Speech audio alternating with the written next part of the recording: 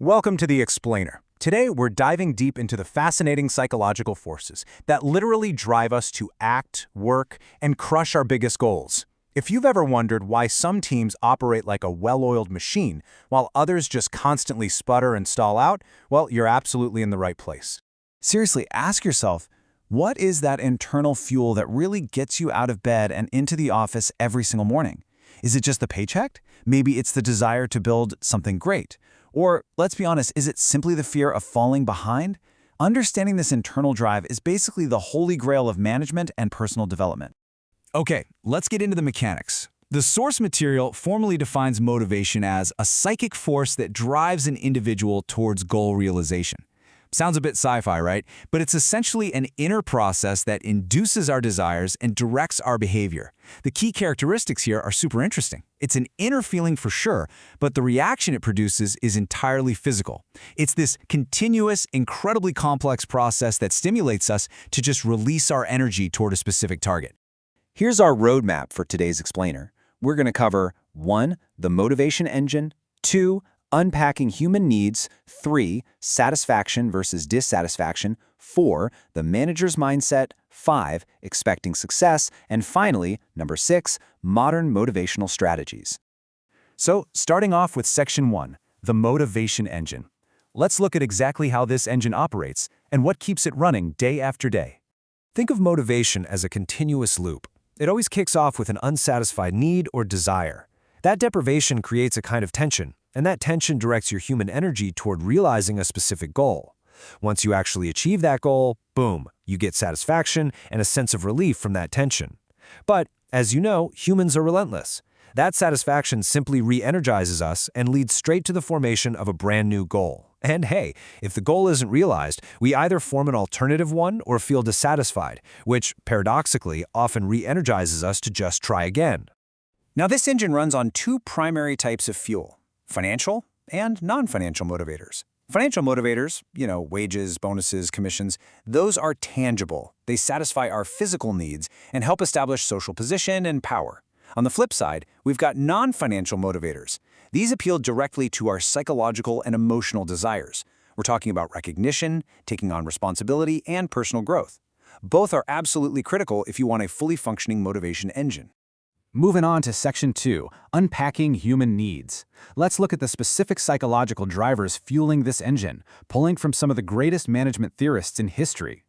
You're probably familiar with this one. Abraham Maslow's famous hierarchy of needs starts right at the bottom with basic physiological prepotency, meaning our most urgent, powerful needs like food and shelter.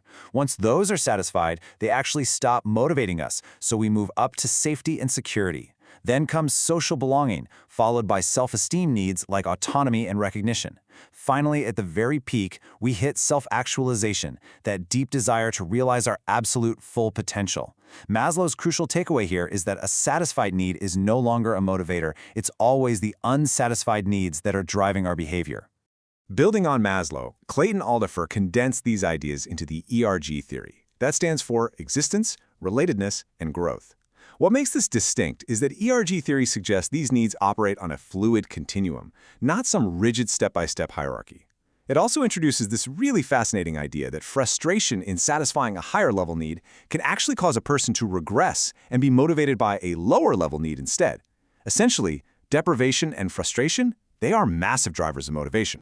Then we have David McClelland's theory of need, which identifies 3 specific drivers: achievement, power, and affiliation. McClelland noted something pretty surprising about high achievers. They aren't actually primarily motivated by monetary rewards. No, instead they're uniquely fueled by a desire to take personal responsibility for solving problems.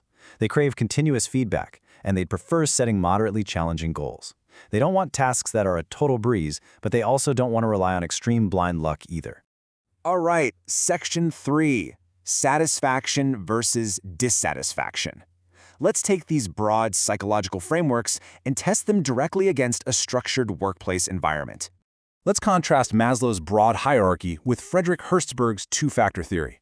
Maslow takes a macro view, looking at the totality of general life needs. Hertzberg, on the other hand, zooms in. He takes a micro view, strictly analyzing work settings. He basically separates the workplace into 2 buckets. The first is hygiene factors, things like company policy, salary, and job security. Interestingly, these don't actually motivate you. They simply prevent dissatisfaction. The second bucket holds the true motivators. We're talking achievement, recognition, responsibility. These are the higher-order needs that actually drive high performance.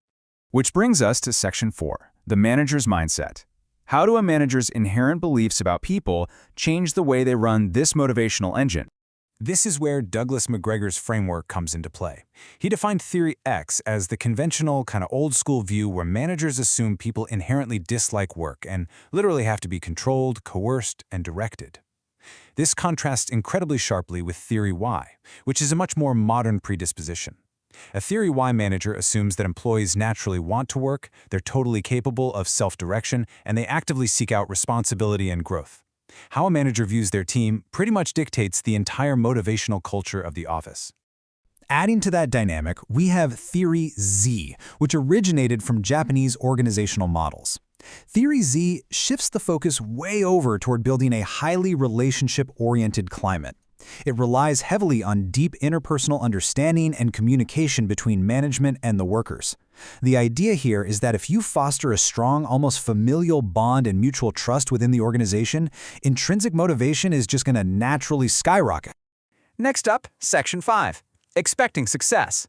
Let's look at the actual mechanics of reward and how they operate within an organization. The expectations theory is incredibly logical. It argues that our drive is essentially the mathematical product of three specific things. First up, valence. How much do we actually value the reward in front of us? Second, expectation. Our belief that our effort will actually result in the necessary performance. And third, instrumentality. Our absolute belief in the certainty of the outcome. Meaning, if I perform well, will I definitely get that reward? If any of these three components drops to zero, motivation just completely plummets. Porter and Lawler expand on this beautifully by showing that motivation doesn't just equal performance in a vacuum. A person's performance and their ultimate satisfaction are heavily influenced by their intrinsic abilities and traits, and, critically, their role perception, like how clearly they understand what behavior is actually expected of them on the job.